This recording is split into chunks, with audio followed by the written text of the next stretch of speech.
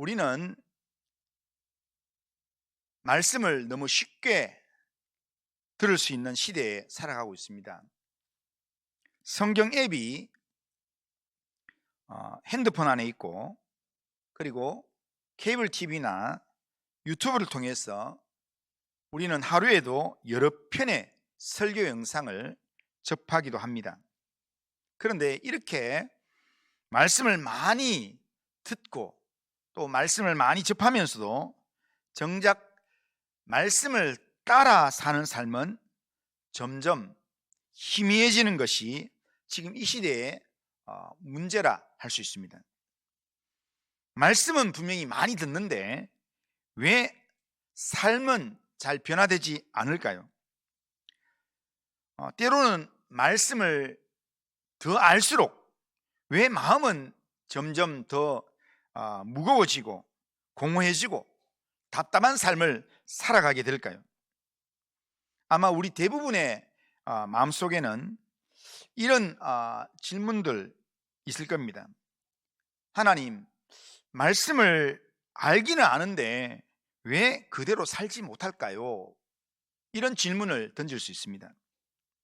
그런데 이 질문은 오늘 우리들만의 질문이 아니라 느헤미야 시대의 백성들에게도 있었던 고민이었고 질문이었습니다. 그들은 바벨론 포로에서 돌아와서 느헤미야의 이 영적 지도력에 따라서 예루살렘 성벽을 52일 만에 건축을 했습니다. 그런데 성벽을 세운다고 해서 이스라엘 공동체가 완전히 영적으로 회복되는 것은 아니었습니다. 문제는 그들의 마음과 삶이 하나님 앞에서 회복되어야 될 숙제가 있었습니다.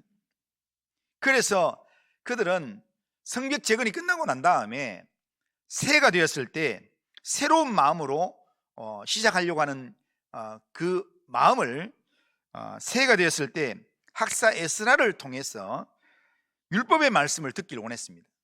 그래서 에스라를 통해서 율법의 말씀을 듣고 또한 그 말씀을 깨닫기 시작할 때 그들은 말씀 때문에 울었습니다. 그들이 지금 겪고 있는 현실들을 말씀을 통해서 해석을 해보니까 우리가 하나님의 말씀을 버렸구나, 말씀을 떠나 있었구나, 말씀을 몰라서 우리의 삶이 이렇게 무너졌구나, 이 나라가, 이 도시가 이렇게 무너졌구나 라는 사실을 깨달았다는 겁니다. 그래서 그 깨달음 앞에 울었습니다. 그리고 그들은 말씀을 듣고 죄를 회개하면서 이제는 자신들의 삶이 좀 달라져야 된다라고 생각했습니다. 그래서 하나님의 말씀에 순종하겠다는 언약 문서를 그들이 작성을 하고, 그리고 최고 지도자인 느헤미야로부터 지금 지도급에 있는 모든 사람들이 앞서서 우리가 이제는 이 말씀대로 우리가 살겠습니다 라고 하는 언약 문서에 도장을 찍기 시작했습니다. 느헤미야 10장에서 10장 1절부터 27절까지는요 이름이 쭉 나오는데요, 이름이 84명의 이름이 쭉 나옵니다. 그런데 그 이름들은 하나님 앞에서 하나님 말씀에 순종하는 삶을 살겠다고 그렇게 문서에, 언약 문서에 도장을 찍었던 사람들의 명단입니다. 이 사람들은 최고 지도자였던 총독이었던 느헤미야, 그리고 많은 제사장들, 그리고 레위인들, 그리고 백성의 우두머리들, 이 사람들이었습니다. 이들이 언약서에 도장을 찍으면서 믿음의 실제적인 삶을 살겠다 그렇게 서약을 하면서 맹세를 했습니다. 그렇게 할 때 남은 백성들도 그 모습을 보면서 등달아서 그 언약의 내용대로 그들도 자원함으로 맹세하면서 서약을 했습니다. 그럼 저주하기까지 하면서 우리가 이 말씀대로 안 살면 우리가 저주받습니다, 약속합니다 라고 하면서 그렇게 맹세했다는 겁니다. 오늘 우리가 읽었던 10장 28절부터 39절까지 내용은 백성들이 깨달은 말씀대로 실제 삶에서 그렇게 살겠다고 결단하고 약속하는 내용의 말씀입니다. 그들은 말씀을 듣고 깨달았을 때 좋은 말씀이구나, 오늘 참 잘 들었다, 오늘 잘 읽었다, 이렇게 끝내지 않았습니다. 예배를 드리면서 오늘 참 설교 참 좋았다, 설교 잘 들었다, 이걸로 끝내지 않았다는 겁니다. 그들은 말씀을 삶으로 적용하겠다는 결단을 했다는 겁니다. 그게 오늘 본문의 내용입니다. 그렇다면 본문에서 오늘 말씀이 우리에게 교훈해 주는 내용은 무엇일까 한번 생각해 보면, 오늘 본문에서 우리에게 가르쳐주는 교훈하는 내용은 뭐냐면, 하나님의 말씀은 단순한 지식이 아니라 내 삶에 실제로 행할 때 능력이 된다라는 것을 우리에게 가르쳐줍니다. 자, 28절을 보면 이렇게 나옵니다. 그 남은 백성과 제사장들과 레위 사람들과 문지기들과 노래하는 자들과 느디님 사람들과 및 이방 사람과 절교하고 하나님의 율법을 준행하는 모든 자와 그들의 아내와 그들의 자녀들 곧 지식과 총명이 있는 자들, 이렇게 되어 있습니다. 그런데 여기에서 지금 남은 백성들을 이야기하면서 앞에 언급했던 도장 찍었던 사람들 외에 남은 백성들 하면서 거기에 있는 사람들, 도장 찍었던 사람들, 제사장과 레위 사람들, 문지기, 노래하는 사람들, 이 사람들 포함해서 쭉 이야기하고 있는데, 이 사람들이 어떤 사람인가를 맨 마지막에 어떻게 하냐면 곧 지식과 총명이 있는 자들, 이렇게 얘기합니다. 그런데 여기에 지식과 총명이 있는 자들, 이 말은, 지식이라는 말은 말씀을 이해한 사람들 이런 뜻입니다. 그리고 총명이 있는 사람들이라는 말은, 총명이 있는 자들이라는 말은 이렇게 단순히 이해를 넘어서 깊은 깨달음이 있는 사람이라는 뜻입니다. 여기에 총명이 있다, 이 말은 우리나라 말로 총명으로 번역했지만 실제로는 여기에 느헤미야서나 또한 에스라서에 나오는 단어는 뭐냐면 깨달음이라는 단어입니다. 그러니까 다른 데서는 전부 다 깨달음이라는 단어로 번역을 했는데, 이 느헤미야 8장에서 백성이 율법의 말씀을 깨닫겠다 할 때 깨닫다라는 단어가 히브리어로 빈입니다. 그런데 이 단어가 여기에 총명이 있는 자, 이 말을 빈으로 표현하고 있습니다. 그러니까 여기 총명이 있다, 이 말은 하나님의 말씀을 깨달아 알았던 사람들, 그러니까 앞에서 이야기했던 많은 사람들, 남은 백성들, 제사장들, 레위인들, 문지기들, 노래하는 사람들, 다임 사람들, 이방 사람과 절교하고 율법을 준행하려고 하는 모든 사람들, 그들의 아내, 그들의 자녀들, 이 사람들을 공통적으로 다 묶으면, 한마디로 말하면 하나님의 말씀을 머리로만 이해한 사람들이 아니라, 하나님 말씀을 이해 수준에 끝나는 게 아니라 그 말씀을 깨달았던 모든 사람들, 그 사람들이라는 겁니다. 그런데 말씀을 마음으로 깨달았던 사람들이 29절에 이야기합니다. 29절에 보면, 29절 자, 한번 읽어보겠습니다. 시작. 다 그들의 형제 귀족들을 따라 저주로 맹세하기를, 우리가 하나님의 종 모세를 통하여 주신 하나님의 율법을 따라 우리 주 여호와의 모든 계명과 규례와 율례를 지켜 행하여, 그렇게 말씀합니다. 그러니까 말씀을 이해하는 수준에 그친 게 아니라 그 말씀을 이해하고 깨달았던 사람들은 모두가 다 앞에서 서약했던 그 형제 귀족들을 따라서 같이 맹세하면서 그렇게 하나님의 모든 계명과 규례와 율례를 지켜 행하기로 다짐했다는 겁니다. 말씀을 들었던 것이 그들의 이 신앙적 결단의 시작이라면, 출발점이라면, 말씀을 깨달았다는 것, 이것이 그들의 마음을 움직였고, 그리고 그 결과로 그들이 말씀을 깨달음으로 마음이 움직이고 난 다음에는 그걸로 끝내는 게 아니라 그들이 말씀을 지켜 행하겠다고 그렇게 결단하고 다짐했다라는 겁니다. 이것이 말씀의 능력이 우리 안에서 어떻게 역사하는가를 보여주는 하나의 모습입니다. 하나님의 말씀이 우리에게 들려지면 그 말씀이 들려지는 수준에 있는 사람이 있는가 하면, 그 말씀이 들려져서 그 말씀이 깨달아져서 내 속으로 들어오면, 깨달아진 말씀은 반드시 어떻게 되는가? 우리의 삶 가운데서 말씀을 지켜 행하는 쪽으로 나가게 만든다는 겁니다. 말씀은 듣고 지식으로만 머물 때에는 우리를 변화시키지 못합니다. 하지만 말씀을 깨닫는 순간 그 말씀이 내 마음속에 스며들어서 내 삶을 흔들기 시작하게 되고, 하나님의 말씀이 내 안에 깨달아져서 내 안에 스며들어서 내 마음을 흔들기 시작하면, 그때부터 하나님의 말씀은 나를 움직이고 나를 이끌고 나를 변화시키는 능력의 말씀이 된다라는 겁니다. 그래서 이스라엘 백성들은 하나님의 말씀을 깨닫고 난 다음에 깨달은 말씀 앞에서 구체적인 결단을 했습니다. 그들은 신앙의 정체성을 위협했던 이방인과의 혼합 결혼을 멈추기로 결단했습니다. 그리고 경제적 손해가 있더라도 안식일의 거룩함을 지키겠다고 다짐을 했습니다. 자, 30절, 31절 한번 읽어보겠습니다. 30절, 31절 같이 읽습니다. 시작. 우리의 딸들을 이 땅 백성에게 주지 아니하고 우리의 아들들을 위하여 그들의 딸들을 데려오지 아니하며, 혹시 이 땅 백성이 안식일에 물품이나 온갖 곡물을 가져다가 팔려고 할지라도 우리가 안식일이나 성일에는 그들에게서 사지 않겠고, 7째 해마다 땅을 쉬게 하고 모든 빚을 탕감하리라 하였고. 아멘.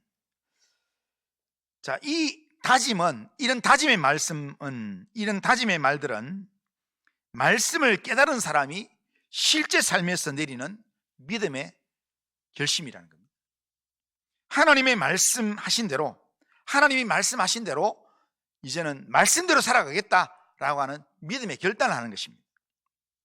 예수님은 말씀대로 살아가겠다라고 하는 이런 사람을 예수님 뭐라고 하는가 하면 지혜로운 인생이다라고 이야기합니다.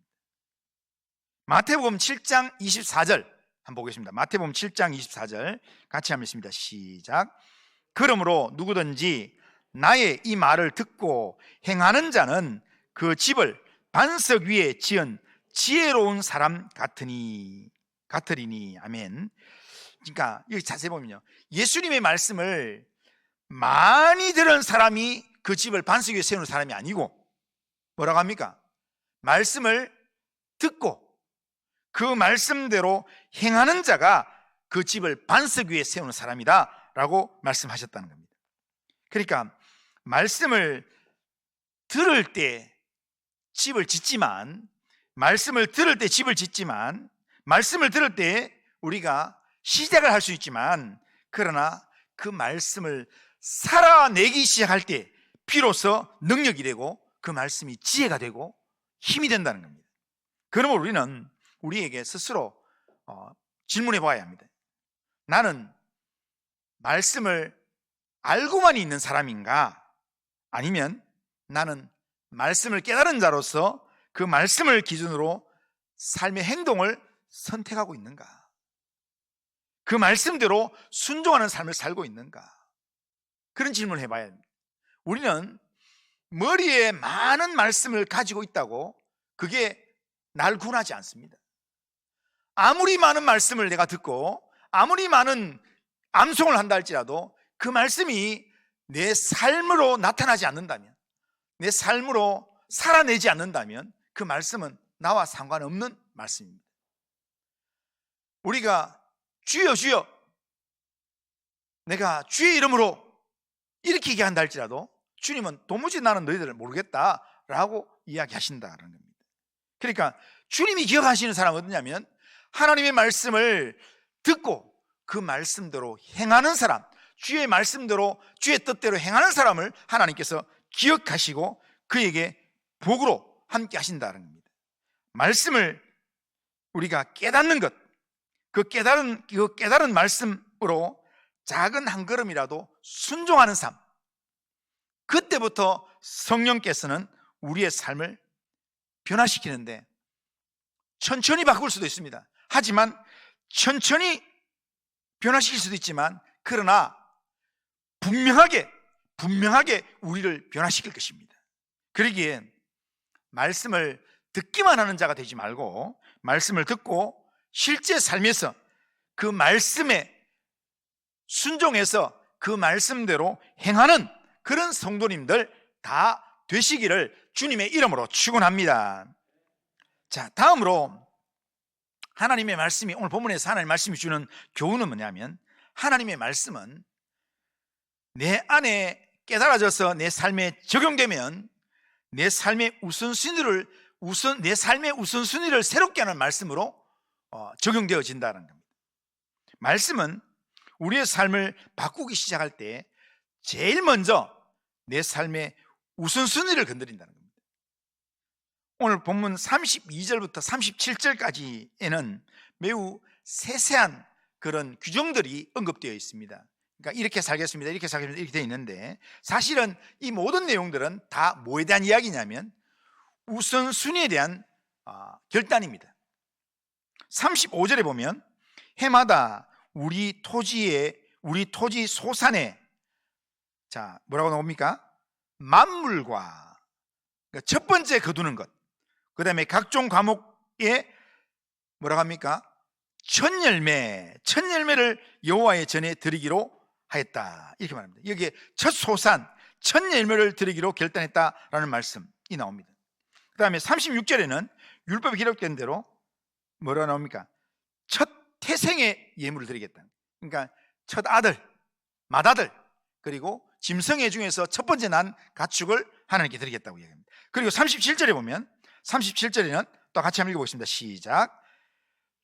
또 처음 익은 미래 가루와 거제물과 각종 과목의 열매와 새 포도주와 기름을 제사장에게로 가져와 우리 하나님의 전에 여러 방에 두고 또 우리의 산물의 11조를 레위 사람에게 주리라 하였나니 라고 말합니다. 여기 보면 처음 익은 이 소재의 이 내용과 또한 각종 열매들, 그 다음에 이렇게 11조, 소득의 11조를 드리겠다라고 하는 결단을 합니다.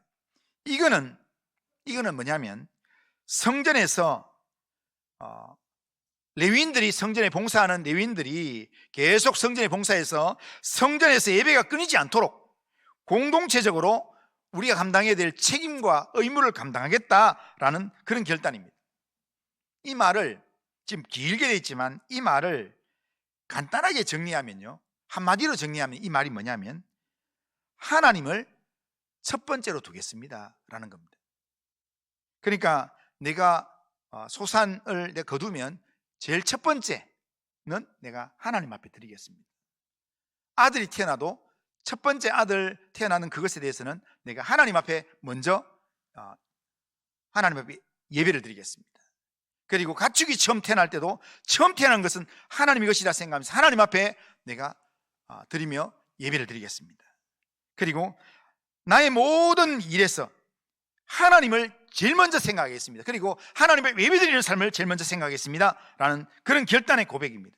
여기에 첫 열매를 하나님께 드린다라는 것은 내가 수확한 모든 것을 허락하신 분이 하나님이시라는 것을 내가 기억하겠습니다 라고 하는 그런 고백입니다.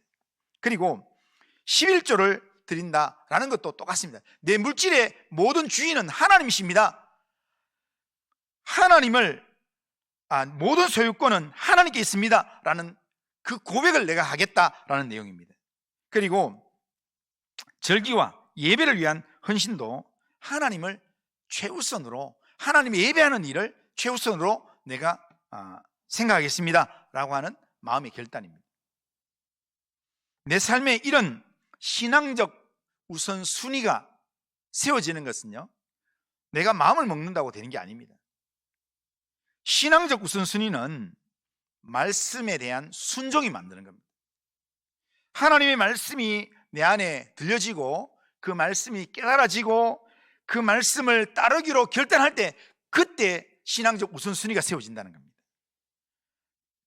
말씀을 따르기로 결단을 하게 되면 내 시간의 우선순위가 달라지게 됩니다. 그리고 내 재정 씀씀이에 대한 방향성이 달라지고 내 삶의 선택 기준이 달라지게 됩니다. 이 변화는 내가 노력해서 만들어지는 게 아니라 하나님의 말씀이 내 안에 깨달아지고 하나님의 말씀이 나의 삶을 이끌기 시작할 때, 그럴 때 하나님의 말씀이 내 안에서 질서를 다시 세우기 시작하기 때문에 그렇게 일어나는 변화들이라는 겁니다.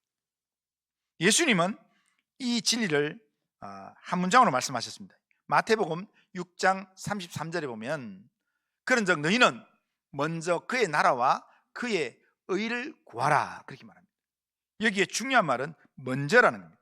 하나님 앞에서는 먼저라는 단어가 신앙을 결정하게 됩니다. 그러니까 먼저 뭐 하느냐에 따라서 우리의 신앙이 어떻게 있느냐를 확실히 알 수 있다는 겁니다. 우리가 삶에서 하나님을 먼저 둘 때, 하나님의 말씀을 먼저 두고 하나님의 뜻을 먼저 둘 때 나머지 모든 영역은 제자리를 찾게 된다는 겁니다. 그리고 우리가 이 순종을 하나님을 먼저 두고 하나님 말씀을 먼저 우리 마음 가운데 두고 이렇게 순종하는 삶을 살 수 있는 이 비결은 다른 데 있지 않습니다. 우리의 믿음의 주요, 우리의 믿음을 온전케 하시는 예수님이 그렇게 사셨기 때문입니다. 예수님께서 먼저 하나님 아버지를 가장 우선순위에 두고 그렇게 공생의 사역을 행하셨다는 겁니다. 예수님은 십자가를 앞에 두고도 십자가 위에서도 하나님의 뜻을 생각하셨고, 그리고 하나님의 뜻을 선택하고 그 뜻에 순종으로 우리의 불순종을 해결하는 속죄제물이 되셨다는 겁니다. 우리는 예수님의 그 은혜로 예수님을 믿는 믿음의 은혜로 우리가 하나님의 자녀가 됐습니다. 그러기에 이 예수님을 나의 믿음의 주로 고백하고 우리가 이 예수님을 믿고 의지할 때 우리도 하나님을 내 삶의 우선순위에 두는 순종의 삶을 살아갈 수 있습니다. 나는 내 의지적으로는, 내 마음으로는 그렇게 안 되지만 내 안에 예수님이 계신다, 내가 주님을 의지합니다, 나의 구원자 되신 예수님을 의지합니다라는 그 믿음의 고백이 되면서 그 주님을 붙들 때 우리는 하나님을 내 삶의 우선순위에 두는 삶을 살게 된다는 겁니다.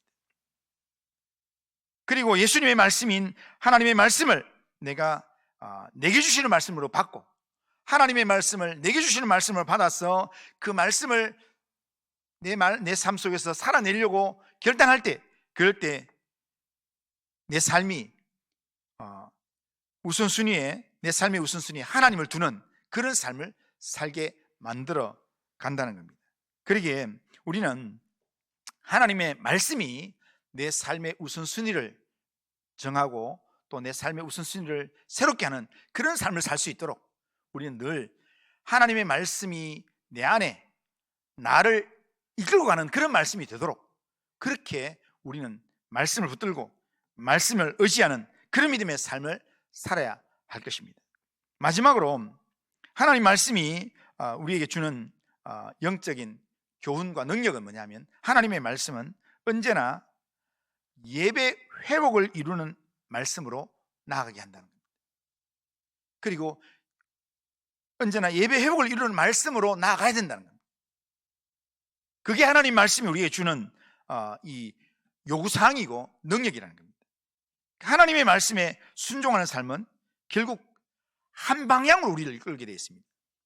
하나님의 말씀은 우리가 말씀을 읽을 때 우리가 돈 잘 벌고 세상에 성공하고 이런 걸로 하나님 우리를 인도하지 않습니다.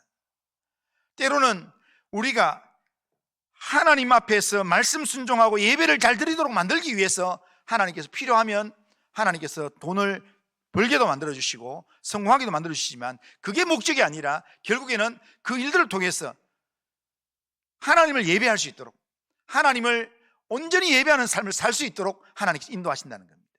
그런데 그걸 알지 못하고 하나님 말씀 순종해서 내가 높은 자리에 간다든지 또 돈을 많이 벌게 된다든지 하는데 거기에 내가 만족하고 거기에 멈추게 되면 하나님께서 이거 돈 줘봐야 의미가 없구나 하면 그때부터는 그 사람에게서 하나님은 물질을 빼앗아가기 시작할 겁니다.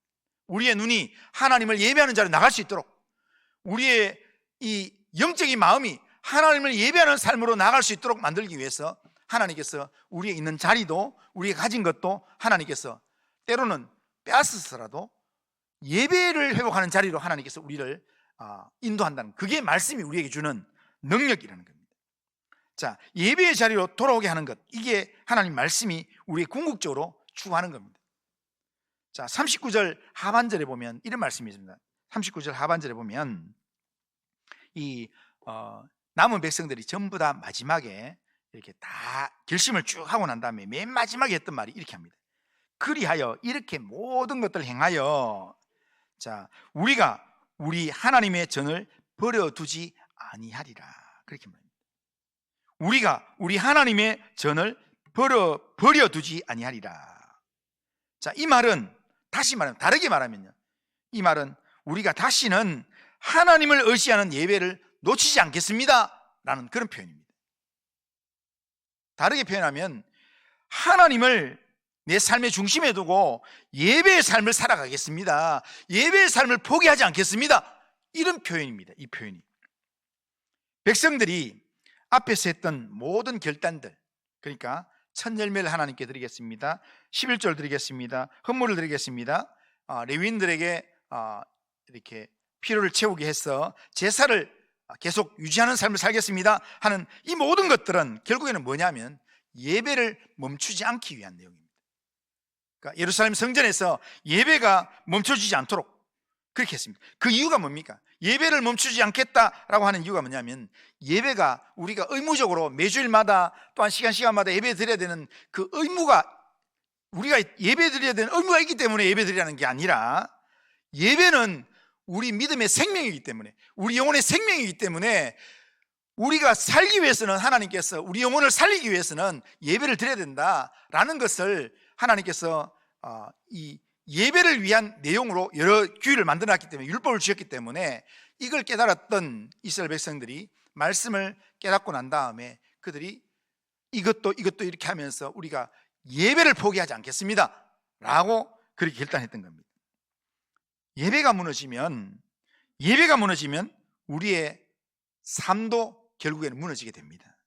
예배가 흐려지면 우리의 내면도 흐려집니다.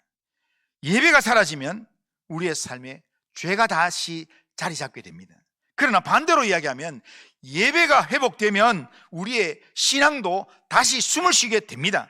예배가 살아나면 우리의 삶도 다시 살아납니다. 주님께서 오셔서 우리에게 완성하신 것도 바로 이 예배였습니다. 예수님이 이 땅에 오실 때 예수님을 자신을 뭐라고 표현하냐면 예수님이 성전이라고 얘기했습니다. 성전 예배를 회복하겠다고 그렇게 말씀하셨습니다. 그리고 우리는 예수님 안에서 하나님을 아버지라 우리를 부르면서 하나님을 예배하는 삶으로 나아가게 됩니다. 예수님께서 예배에 대한 이야기를 하면서 요한복음 4장 23절에 이런 말씀하셨습니다. 같이 한번 읽어보겠습니다. 시작. 아버지께 참되게 예배하는 자들은 영과 진리로 예배할 때가 오나니 곧 이때라. 아버지께서는 자기에게 이렇게 예배하는 자들을 찾으시느니라. 아멘. 성령 안에서 참되게 예배하는 자를 하나님이 찾으신다라는 말씀을 예수님이 하셨습니다.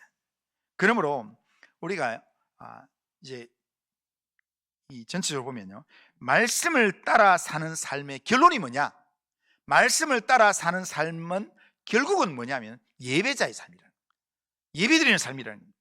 하나님 앞에 다시 서고 하나님의 임재를 다시 구하면서 하나님을 다시 중심에 모시는 삶, 이게 뭐냐? 이게 바로 하나님 예배하는 예배라는 겁니다. 그러기에 우리도 오늘 이 말씀을 들으면서 우리 결론적으로 다른 걸 다 잊어먹더라도 이걸 우리가 고백해야 합니다. 이 남은 백성들이 말씀을 깨닫고 난 다음에 우리가 이렇게 살겠습니다 하는 결론적으로 했던 그 내용처럼 이렇게 우리가 우리 하나님의 전을 버려두지 않겠습니다 라고 했던 그 고백처럼 우리도 이렇게 고백해야, 나도 하나님의 전을 버리지 않겠습니다, 이 고백을 할 수 있어야 합니다. 우리는 이 마음속에서 어떤 일들이 있더라도 나는 하나님을 만나는 예배를 포기하지 않겠습니다 라는 그런 이 고백을 할 수 있어야 합니다. 이 말은 단지 예배당에 안 빠지고 나오겠습니다, 예배 출석하겠습니다, 이런 말이 아닙니다. 제 삶의 중심을 하나님께 드리는 예배자의 삶을 살겠습니다, 이런 결단입니다. 이런 고백을 하나님께서 기뻐하시는 겁니다. 신앙의 진정한 회복은 말씀을 듣는 자리에서 시작되지만, 그러나 말씀을 따라 사는 그 삶의 자리에서 완성이 된다는 것, 우리는 그것을 꼭 기억해야 합니다. 그러기에 말씀을 듣는 것보다 더 중요한 것은 말씀을 들어야 합니다. 왜냐하면 들어야 믿음이 생기기 때문에 말씀을 들어야, 부지런히 들어야 합니다. 하지만 듣는 것으로 끝나는 게 아니라 말씀을 듣는 것보다 더 중요한 것은 그 들은 말씀을 깨달아서 깨달은 말씀을 삶에 적용하고 그 말씀대로 살아가는 것, 그게 가장 중요하다는 겁니다. 우리는 기억해야 합니다. 하나님의 말씀은 지식이 아니라 내 삶의 기준이 되고 우리의 삶의 실제가 되는 순종을 해야 됩니다. 그렇게 할 때 하나님 말씀을 내가 듣고 그 들은 말씀이 깨달아져서 그 말씀이 내 삶의 실제가 되는 말씀이 될 때 그 말씀이 내 삶의 능력이 된다는 겁니다. 왜 그리스도인들이 능력 있는 삶을 살지 못합니까? 왜 우리 그리스도인들이 세상 가운데서 영향력 있는 삶을 살지 못합니까? 하나님의 말씀이 내 삶 가운데서 실제가 되지 않고 하나님의 말씀이 내 삶 가운데서 능력이 되지 않기 때문에 그런 겁니다. 하나님의 말씀에 순종해서 하나님이 내 삶의 우선순위가 되는 삶, 결국에는 예배가 회복되는 삶을 살아야 합니다. 그렇게 살 때 하나님의 말씀은 나를 하나님의 사람으로 영향력 있는 삶을 살게 만들어줄 겁니다. 이것이 말씀이 우리에게 요구하는 것입니다. 그런데 이 모든 순종은 내 의지로 되는 게 아니라 예수 그리스도께서 우리에게 주신 예수님 안에 있는 그 은혜 안에서 시작된다는 것을 우리가 알아야 합니다. 내 힘으로 안 됩니다. 마음은 원의로 돼 육신이 약하다라는 고백을 할 수밖에 없습니다. 그러므로 우리는 주님, 말씀을 아는 데서 멈추지 않고 말씀을 따라 행하는 예배자의 삶을 살게 하옵소서. 주여, 나를 붙들어 주옵소서.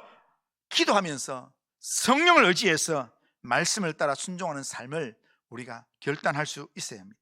그래서 실제 삶에서 말씀을 따라 살려고, 말씀을 따라 사는 삶을 결단하고 또한 말씀을 따라 사는 삶으로 행동으로 나아갈 때, 그럴 때 하나님께서는 우리의 삶에 능력이 되게끔 만들고 우리의 삶의 우선순위가 바뀌게 만들고 예배가 회복되는 그런 은혜의 삶을 우리에게 회복시켜 주실 줄로 믿습니다. 그런 삶을 사모하고 그렇게 살아가는 우리 모든 성도님들 다 되시기를 주님의 이름으로 축원합니다. 자, 한번 따라하겠습니다. 하나님의 백성은 말씀을 아는 수준에서 멈추지 않고 말씀을 따라 행하는 삶을 살아야 합니다. 하나님의 말씀을 아는 수준으로 멈추지 말고요, 그걸 깨달은 말씀대로 실제로 그 말씀을 따라 행하는 삶을 살아서 정말 하나님의 기쁨이 되는 그런 믿음의 삶을 살아가는 우리 모든 성도님들 다 되시기를 주님의 이름으로 축원합니다. 자, 우리 다 같이 일어나셔서 자, 찬송가 546장입니다. 546장.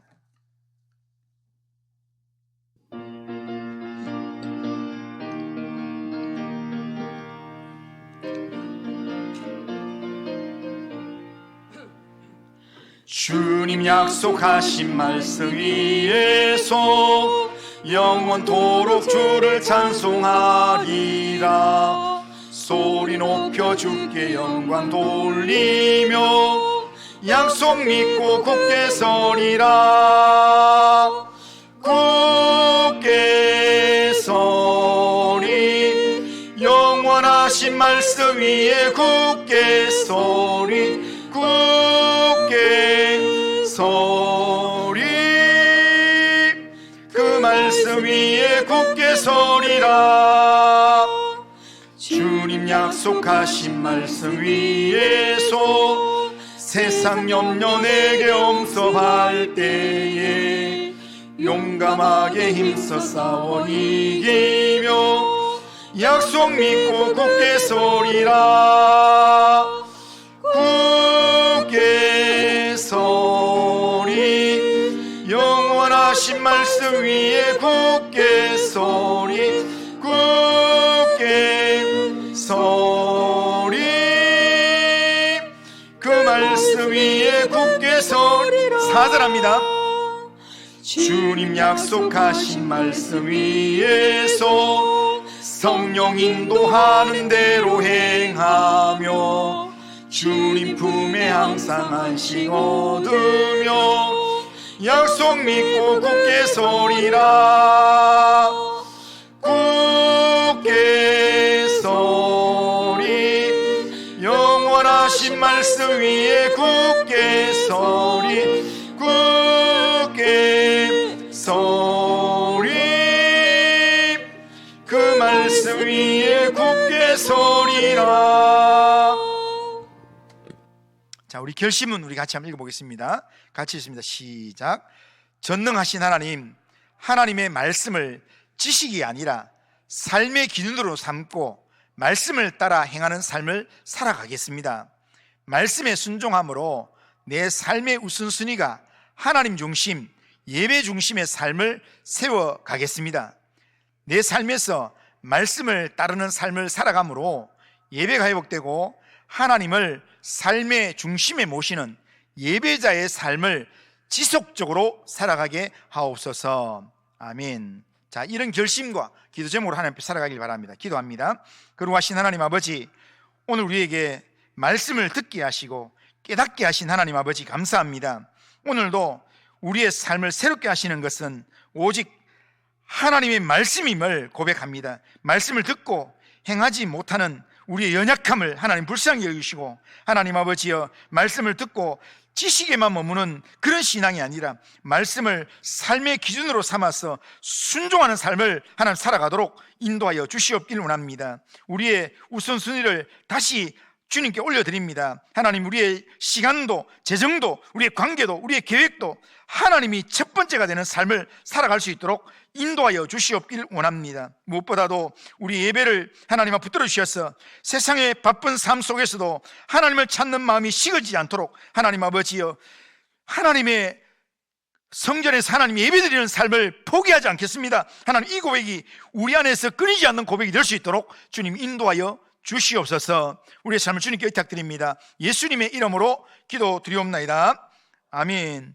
주 예수 그리스도의 은혜와 하나님 아버지의 사랑과 성령의 교통하심이 하나님의 말씀을 지식이 아니라 삶의 기준으로 삼고 말씀을 따라 행하는 그런 믿음의 삶을 살며 말씀에 순종함으로 내 삶의 우선순위가 하나님 중심, 예배 중심의 삶이 되어서 정말 하나님을 삶의 중심에 모시는 예배자의 삶을 살기를 원하는 이 자리에 있는 모든 주의 백성들 위에, 우리 교회 위에, 이 나라와 민족과 열방 위에 이제로부터 영원토록 함께 있을지어다. 아멘.